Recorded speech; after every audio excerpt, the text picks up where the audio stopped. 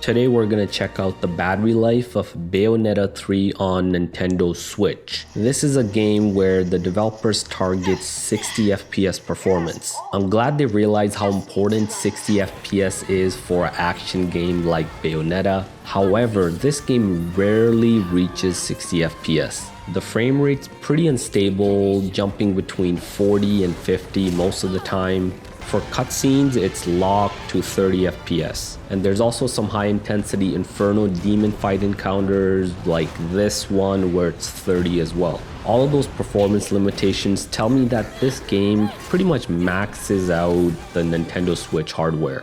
And when that hardware is working hard, that usually means bad battery life. So how bad is the battery life of Bayonetta 3 on Nintendo Switch? Let's find out. I'll be testing on the Nintendo Switch LITE, the standard version 2 console, and the newest Nintendo Switch OLED model. All consoles are at medium settings, so brightness at medium, sound at medium, and I am connected to Nintendo Online at all times. With the battery at 100%, let's get this test started.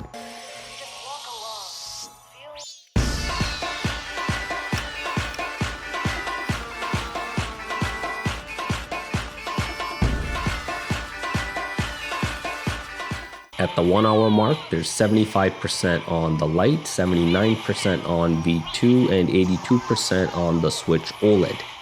After 2 hours, we got 49% on the LITE, 57% on the standard console, and 63% on the Switch OLED.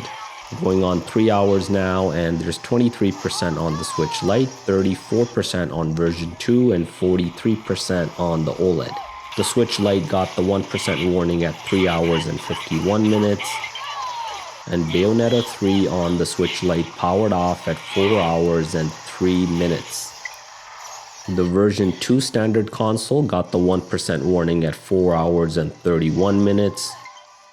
And that version 2 console with Bayonetta 3 powered off at 4 hours and 44 minutes.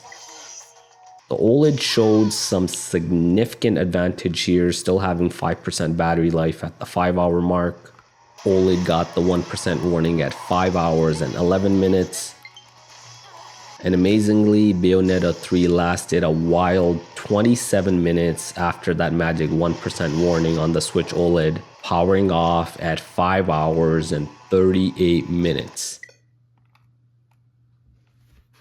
Here's a summary of Bayonetta 3 battery life on all consoles. I included the launch edition version 1 estimate, which should be just under 3 hours. So the big thing to talk about here is how bad the battery life is on all the consoles except the Switch OLED. And that's of course due to the energy efficient OLED screen. Bayonetta does have moments where the screen is quite dark, quite black. So those individual pixels just don't have to work as hard, and that pretty much explains why the OLED doesn't do too bad for this game. The battery life of Bayonetta, as you can see right here, is similar to Zelda Breath of the Wild on the Switch OLED and better than a lot of the other games I've tested. This sort of begs the question, could Bayonetta 3 have run at a more stable 60 FPS on the Nintendo Switch if it was better optimized? Maybe. What do you think? Let me know in the comments below.